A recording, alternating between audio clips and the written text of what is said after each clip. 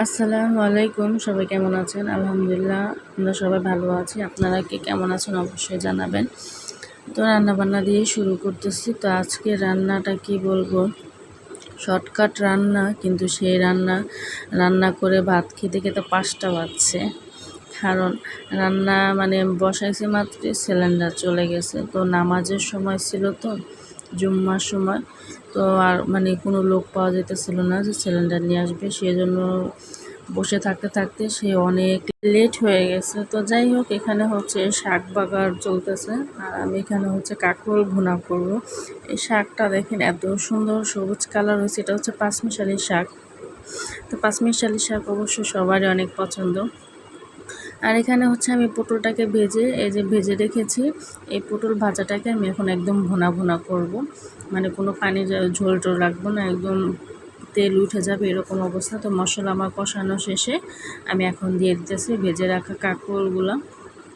যেভাবে এটাকে আমাদের বাসায় বলে নাকি কাঁকরোল খাসি বা কাঁকরোল ভুনা, যে যার আর কি বলে, কিন্তু আমারা ওনারা সবাই বেশিরভাগ বলে কাঁকরোল খাসি। পটলও কিন্তু এভাবে রান্না করা যায়, ভেন্ডি, তো এরকম কিন্তু খেতে ভালোই লাগে।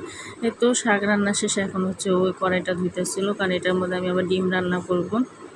আর রান্নাটা অনেক ঝটপট করার চেষ্টা করতেছিলাম, কারণ যেহেতু অনেকটাই বেলা হয়ে গেছে, 3:30 বাজে আপনার কি সিলিন্ডার আসছে। তো ভাবেন যে কতটা লেট হইতে পারে রান্নাটা। তো যাই হোক, এখানে হচ্ছে এটাকে অন্য একটা কড়াইতে এটাকে ভালোভাবে একটু ভাজা ভাজা করতেছে। আর শাকটা দেখেন কি সুন্দর সবুজ কালার আছে। অনেকে কিন্তু শাকটা ভালোভাবে রান্না করতে পারে না, লালচে লালচে হয়ে যায় বেশি সিদ্ধ করার কারণে। শাক রান্নারও কিন্তু অনেকটা নিয়ম আছে।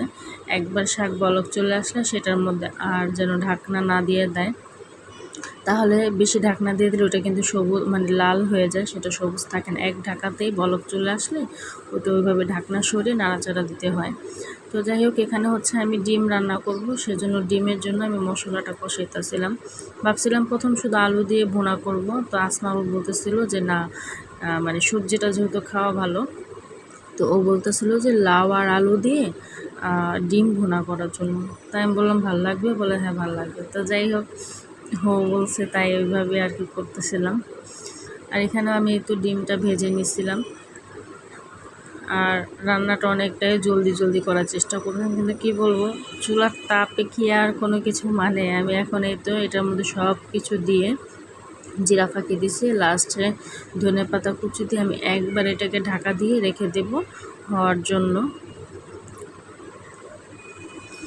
আর তো এখানে হচ্ছে আসো আবার পেঁয়াজ ছিলাইতেছে, কারণ আমাদের বাসায় না বেশিরভাগ লাল শাক বলেন, তারপর পাঁচমিশালি শাকের মধ্যে না খেতে পেঁয়াজ কাঁচামরিচটা খেতে ভালোই লাগে।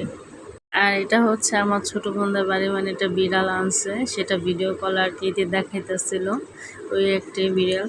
তো যাই হোক, আজকের ভিডিওটা কেমন লাগলো অবশ্যই কমেন্টে জানাবেন। ভালো লাগলে অবশ্যই লাইক, কমেন্ট এবং শেয়ার করবেন। যারা নতুন আছেন তারা আমার পাশে থাকবেন। সবাই ভালো থাকবেন, সুস্থ থাকবেন। আল্লাহ হাফেজ।